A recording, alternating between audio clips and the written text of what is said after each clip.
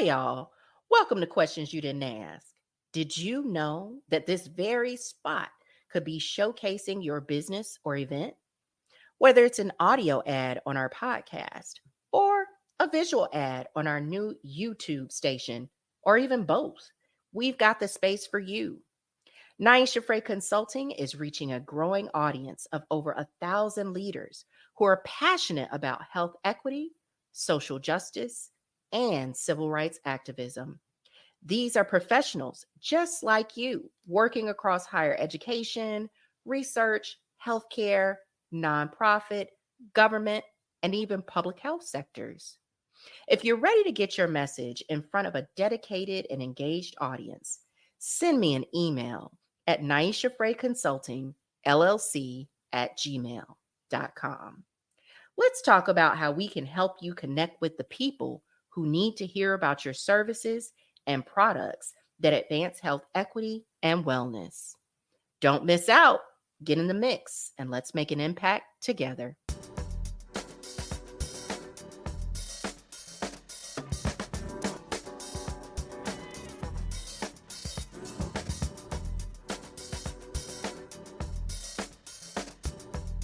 Welcome back to Questions You Didn't Ask with me, Niasha Fray, and my guests, Melba Perry and Jessica Burris, as we continue the series From Birth to Beyond, Unveiling Challenges of Maternal and Infant Health.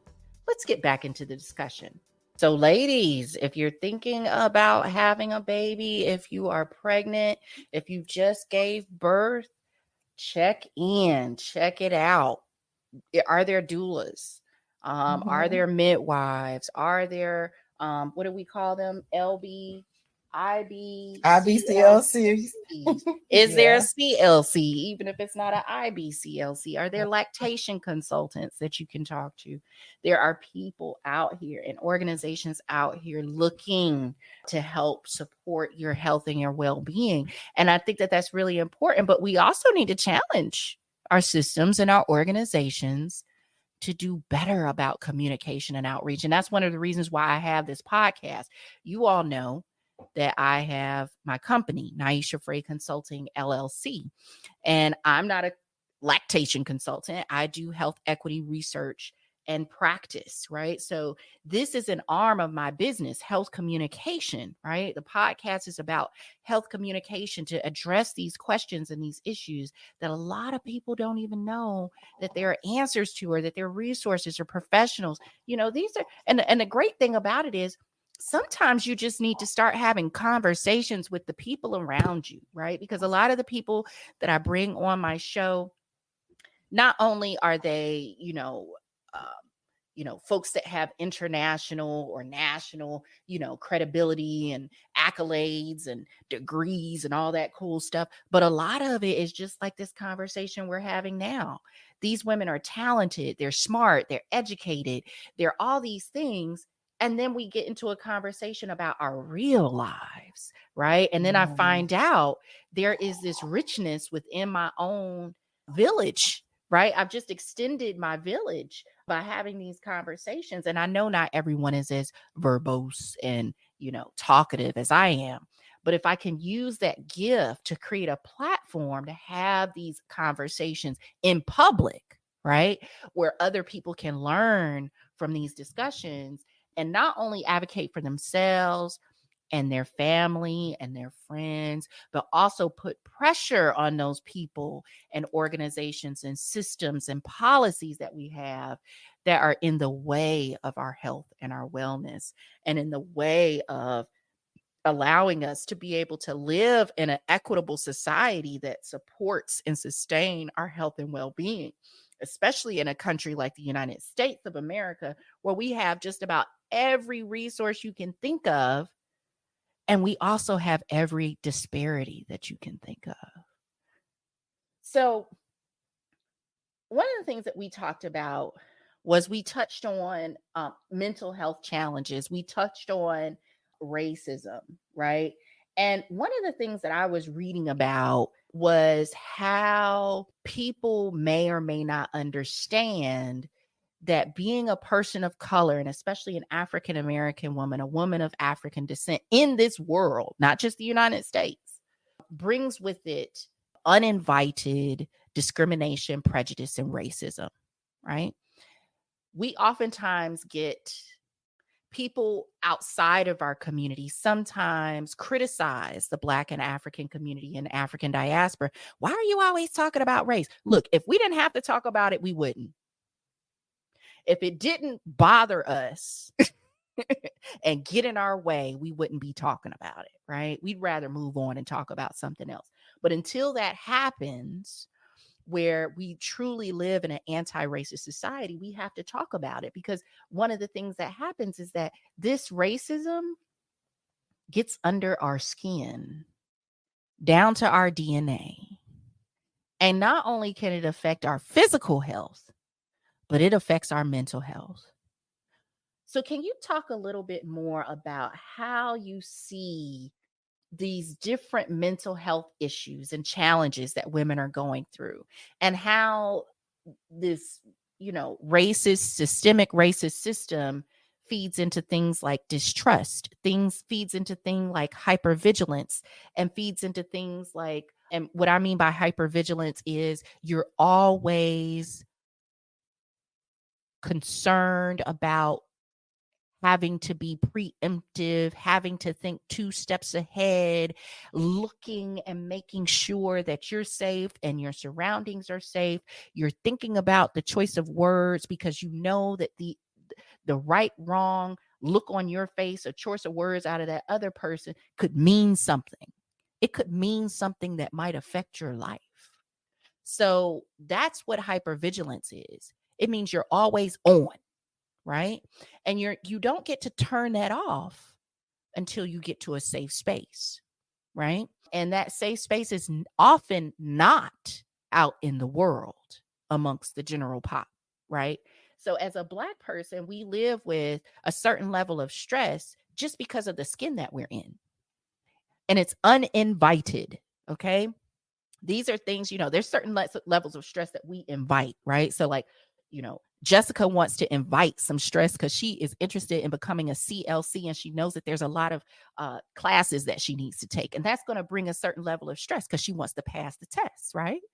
And receive the certificate. There's certain levels of stress that we invite into our life. I want to buy a house, right? That's going to bring some stress, but I'm excited about what the outcome of that is, the stability that brings, the wealth that builds.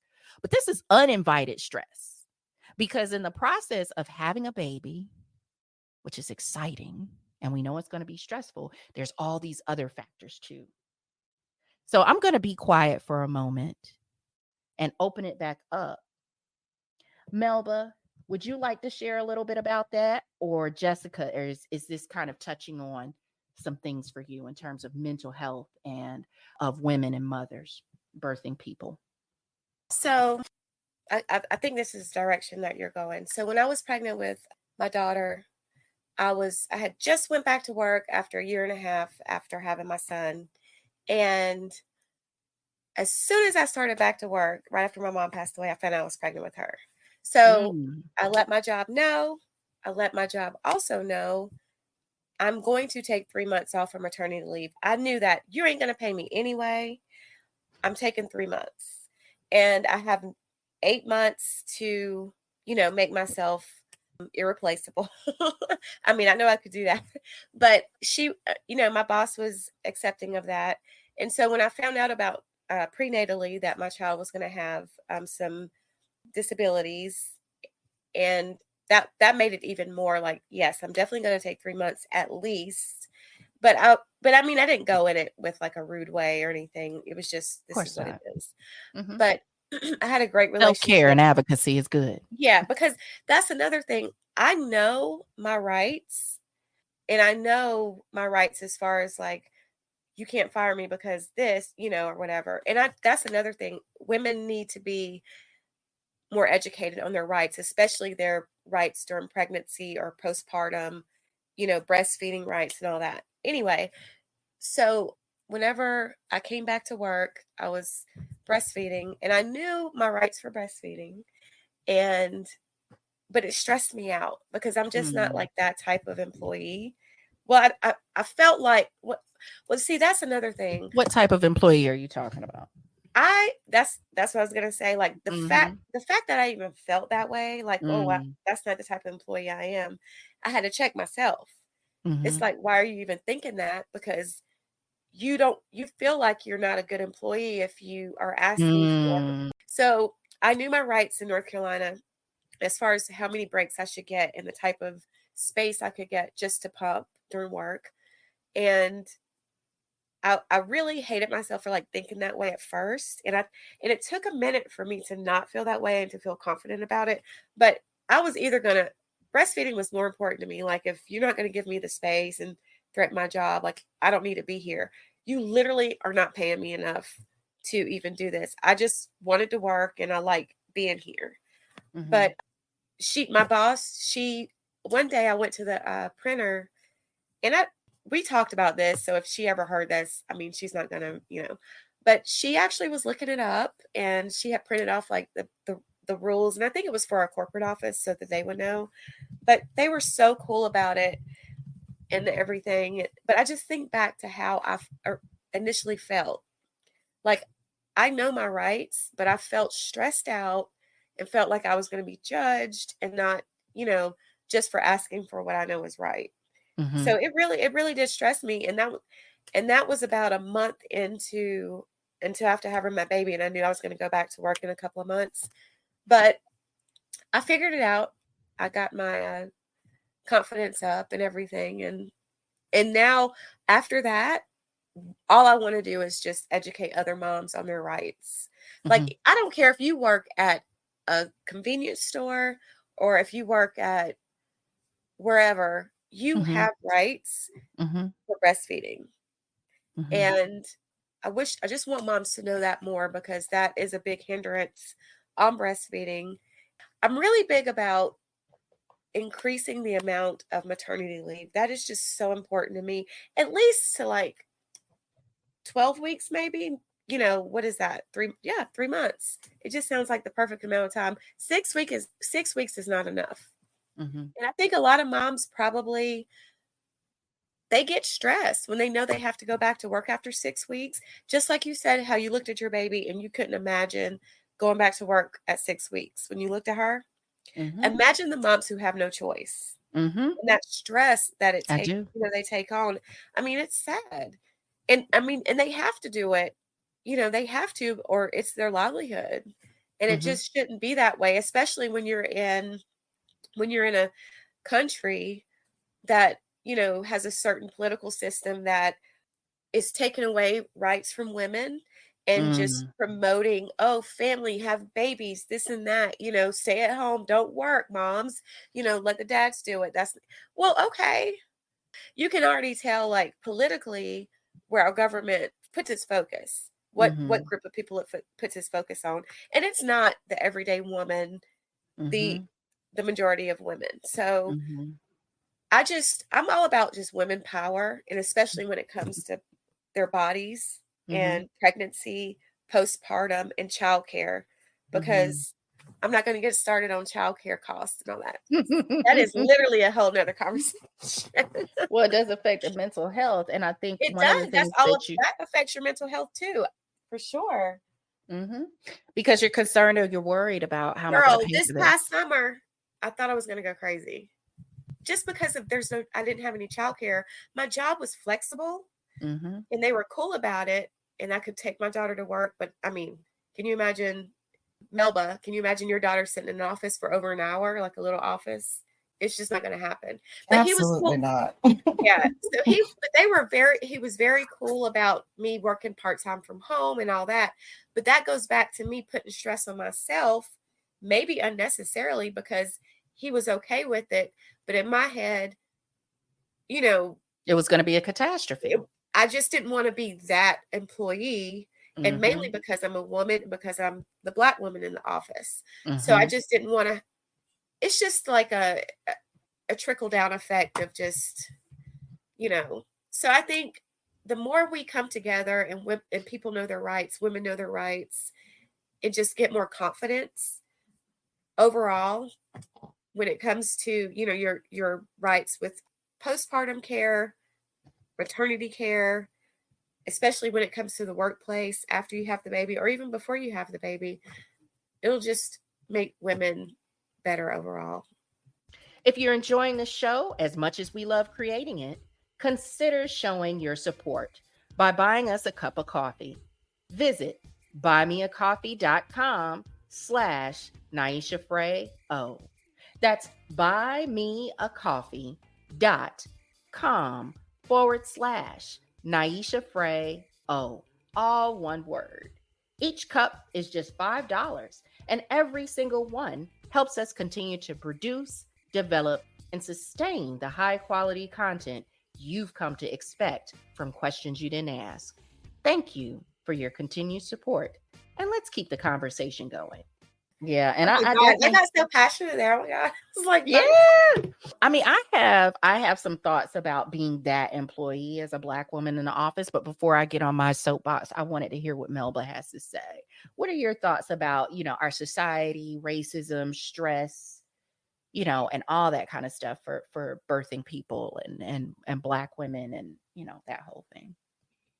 I totally agree with Jessica, especially with the maternity leave. We have to look at other countries and what their statistics are when it comes to maternal health. A lot of countries, you can be out of work for up to a year for maternity leave. So just to know, oh my God, I don't have to rush back to work. I can figure these things out. I can have more bonding time with my baby. That that's huge when it comes to the mental health. I think what is great that some jobs are starting to allow dads to have a certain amount of weeks of maternity leave, which is great. Like Yes, we never paternity heard, leave. Yes. yeah, like we never heard of that ever. And I think that's awesome and helps the mom out a lot. So like, they're ready to go back to work, for instance, and dad be like, okay, if you're ready to go back to work, you can go back. I will take my leave now, so you won't be too stressed out about where the baby at. Is my baby okay? So I think that is great. And for me, when I had my daughter, I was stressed out because I found out during my pregnancy that Lena had Down syndrome, and I'm like, oh, what am I going to do now? I didn't know, you know, where she would be at, like as far as health wise, how healthy was she going to be? Am I going to have to take off a lot of time and do stuff with her? And I do not remember, anyone talking to me about mentally how are you feeling now that you got all this news? Like, where are you at mentally? What are your thoughts?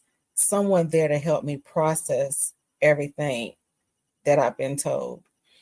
Like, I got told this over a phone call.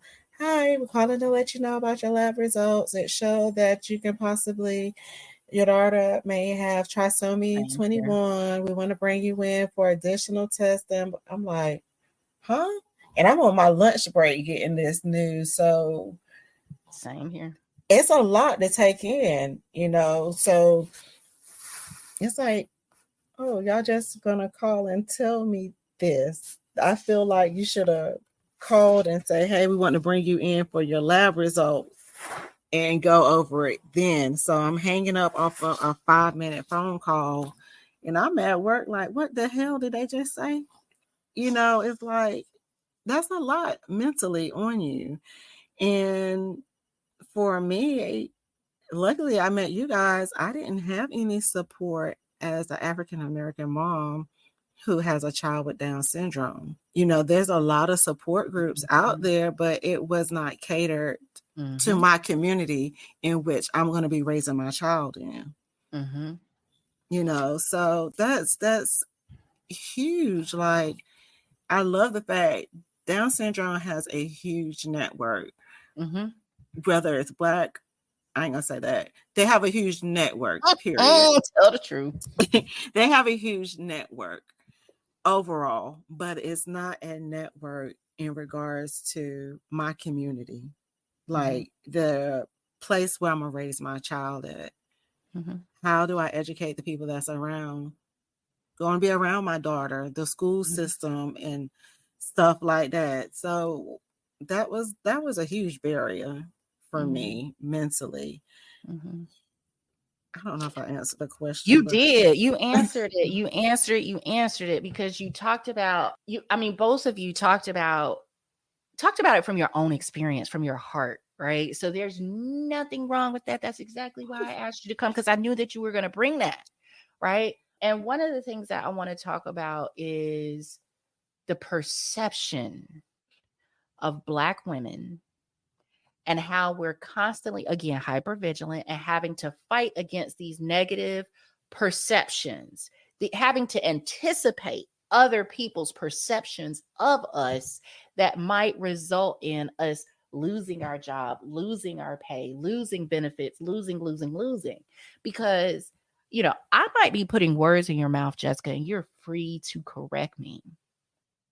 But I think what's at the root of that question of you not wanting to be that quote unquote employee as a Black woman and being the only Black woman in the office is the reality that it's the conundrum of our culture and our society that Europeans made a dastardly, evil, terroristic decision to enslave mostly West African people and bring them to the United States to force them to work for free, bought and sold their children and each other, their people, in order to allow other European people, and now that I've recently learned Native American people, and that's going to be a whole nother conversation for another day, to be able to benefit and become rich off of their labor.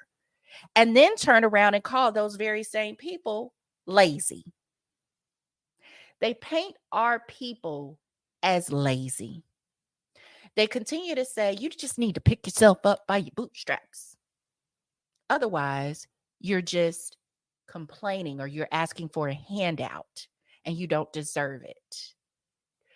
We're dealing with the stress of trying to undo that even when we're pregnant, because that same legacy and history also is rooted in the fact that women were often forced to work while they were pregnant.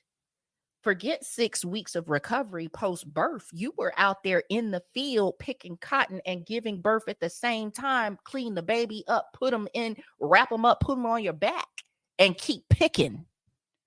This is the society that birthed us.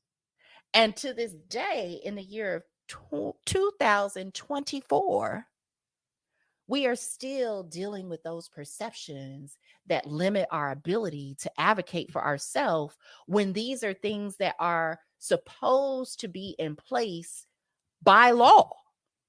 But we don't trust the law because the law also used to enslave us. The law still chooses to pull our brothers and our sisters over and kill them in their homes, kill them in the street. So we have this weird sort of thing going on where we're trying to bring life into this world, knowing what this life has for our children. And what you were talking about, Melba, and what Jessica, all of us connected on at that women's retreat in that suite, was that we understood that the world that our babies were growing up in was going to treat them differently, that they were going to have a different experience, and that there were certain cultural aspects of the way that we educate our family and our friends that was going to be different than our non-Black counterparts. And so we're struggling and chasing to find this community. And for us, by the time that I met you all, my daughter was 10 years old? And your daughters are younger than my daughter.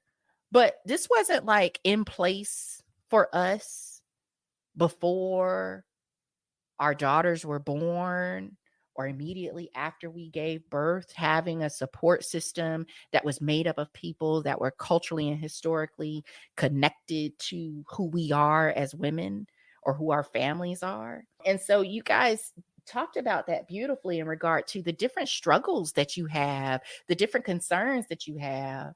And this is when we are privileged to have even known what our child's diagnosis was. There's plenty of children and mothers that don't know, and they have to go years before they find out there's something uniquely different about my child. My child is struggling with something, and I'm trying to go to work and survive and not be that employee because I got to keep that money flowing, because no one's going to care why I can't pay the mortgage or I can't pay my rent. And if they do care, we have to have people like Melba and people like Jessica out there that can point us in the direction of community organizations and networks and churches and whoever else that say, hey, we can slide you some rent money and we can help lighten the load, right, with some transportation. And we can help identify some resources within your insurance that can help you come up with a plan where you can survive and thrive. And so that's kind of where I wanted to go with this discussion. And I'm so glad that you all entertained it with me.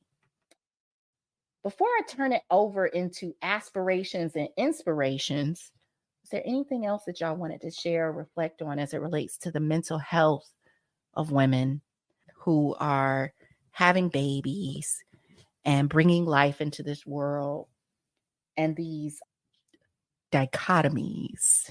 You know, we have, on one hand, we have a society that has elected people who put laws in place that say you can't control your birth and reproductive system. You must let it do what it does naturally, regardless of your circumstances. And yet, and still, they provide no additional support to help people do that successfully. And when you ask them for that additional support, they look down, because I know some people are going to listen. They're going to be like, all three of them Black women was on WIC, see? And they're going to look at it negatively. But we're here to say we deserve those resources. We need you know what? support. You know what? Go ahead, Jessica. I already know you hype. Go ahead. Yes, I was a WIC mom, but I worked part-time for WIC while I was a WIC mom. And I joined the National Advisory Board of WIC participants. I filled out an application. I got accepted. So I was on it was a board, national, federal WIC department.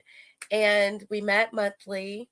And I got invited to DC to attend the conference on nutrition, health, and, well, I can't remember the name right now, but the conference was held 2 years ago. And the last time they held that conference is when WIC was formed from that conference. So they held it again. So I was able to be in the room with lawmakers, decision makers, huge companies like the dairy company, or just huge companies, and just important people. And it was just so good to be there. But I went there just because I was a participant of WIC, and I just filled out a little application to be a part of their advisory board. So a lot came out of that. And not just that, the reason WIC is there is it's a beautiful thing. So I never felt, embarrassed because I was on WIC. Well, actually, let me take that back. So when I had my daughter at 15 years old, that was back when they had the paper WIC vouchers. So I was 15 years old. So I was just kind of, You're a child. it was easy to get embarrassed at 15 years old. That's also when they had the paper food stamp books. You remember that? And we had those too. Give me some of them right now, and I will not be embarrassed. I know, but no, I was embarrassed. I was 15, embarrassed. Yeah. As an adult, no, the way I felt was, it's here. It's a program that's here. This is what it's here for. I fall into these guidelines, and why not? Because I'm pretty sure all the people who accepted that free money during COVID, because that went to people less deserving, Speak on it. Yeah, and those people had no problems, and now, so I never felt embarrassed. I was proud of WIC. I supported it. I even promoted it when I was on the advisory board. So, because there's so many moms that qualify that aren't on there. So I just feel like WIC is a great program, but as far as it comes to maternal health or just breastfeeding, WIC is there to feed. So the support for maternal health and from the health department, even from the health department, or post-maternal health for you or the baby, that's going to have to come from something, more on the outside. So I don't blame WIC or anything or the health department, but that's where I love that Melba is a doula. And there is a call for more Black doulas. My sister was wanting to be a doula, and I think UNC had some type of program where you could get your doula certification for free or something. I don't know if that's what you were talking about before, but they are looking for more Black doulas because they see that there's a need for it. So I think if we just supported other Black women that have the like-minded people, they just need somebody to reach out to them and bring them into the conversation, just like you did, Niasha, with me for this. So I think the energy is out there, but we just have to gather that energy because Black women have so much power across all levels of anything in this country that we just need to own that, and we will continue to thrive, is how I see it. So I'm just really happy to be a part of this conversation, and thank you. You are most certainly welcome. And Jessica, either now or just as we're wrapping up because we're coming to a close, I really love to end with inspiration, solutions, resources, models, things that give us hope, right? Because Jessica, you said it. Women, and especially Black women, we have a lot of power. We have a lot of influence. We have a lot of capabilities and strength and wisdom, right? And a lot of know-how and moxie and go get them, right? And so there's not too many things that we cannot do, right? And so with that, not only do I want to use this platform to lift up the voices, right, of people who have these lived experiences and ask the questions and share the information, I also want to be a place where people can come and say, they say Kamala Harris's mother, our Vice President Kamala Harris's mother, and hopefully future president, her mother used to say, don't get mad, do something about it. So I really love that. And I'm a do something about it type of woman. That's the reason why I say I do health equity research and practice. I don't believe in stopping at research. I know research is important. So as you're thinking about your career, your network, the circles that you're in, maybe even your social media feed, I don't know. What are those organizations and professionals that you look up to that give you hope? What are those models or programs that you've seen? I mean, Melba, you talked about how some countries, they have a whole year for maternity leave. What are those things that you've seen that really inspire you and give you hope, or that you hope more people would do what they're doing, or that they would receive more funding, or that maybe you would have the opportunity to partner with them? Is it something that you're doing? Because one thing that I didn't hear, Melba, is I know you have a company, and I expect you to share with our audience the name and contact information of your company. But this is a time to share. How are you staying motivated? What are your aspirations and inspirations? So for me, I love the fact that this maternal health has become a big thing now, and I just pray and I hope that it continues to be a big thing and it's not just a fad. We find so many times that something is a fad and it's a big thing, and then that's it. I just hope and I pray that it continues to go further, so we don't ever get back to this place again. I don't want history to repeat itself like it typically does. So, as far as my business, I have a business called Infinity Doula Services. I am on Facebook and Instagram, but I really don't be up there a whole lot. You can email me at M as in Mary, S as in Sam, P as in purple, ERRY 814@gmail.com, or Infinity, INFINITY doula service @gmail.com. I hope I spoke that right. Perfect. Yes, I think you did. And of course, it'll be in the show notes. Of course. Her email address, she's given 2 email addresses. I think this is wonderful that, you share the name of your business, Infinity Doula Services. I'm so excited for the work that you do. And Melba, she's being very modest, but she is a very well respected doula, especially and health advocate, health equity advocate, especially in Eastern North Carolina, which is a very important part of our state. And so I'm so glad to be in your number, Melba. But if you want to reach her, then of course contact her at infinitydoulaservices@gmail. Is that correct, Melba? That is correct. And Jessica, I mean, I know that you're not necessarily in space of being an entrepreneur right now, but what are some organizations? I mean, you just lifted up WIC. I mean, I just thought that was awesome. But what other organizations do you look up to? So I do have a company. It's not a company yet, but last spring, I graduated with my associates finally from the community college, and it was business administration, and I had to do a business plan. Okay. So I created my business plan as a lactation services business. Nice. I mean, I'm so passionate about it, but it will be called Mariposa Lactation Services. But, don't look it up because it's not a company yet. But when I made the business plan, halfway through it, I was like, oh my God, I could do this. Like, this is actually doable when I got to like the finance part and all that stuff. But I am a part of our town's Juneteenth Heritage Incorporated. It's a nonprofit. I'm on the board. So we do our county's Juneteenth festival every year. And it's fairly new, a few years, and we're trying to find more volunteers to do more community engagement. But I remember the first time I was asked to even help with the festival last minute.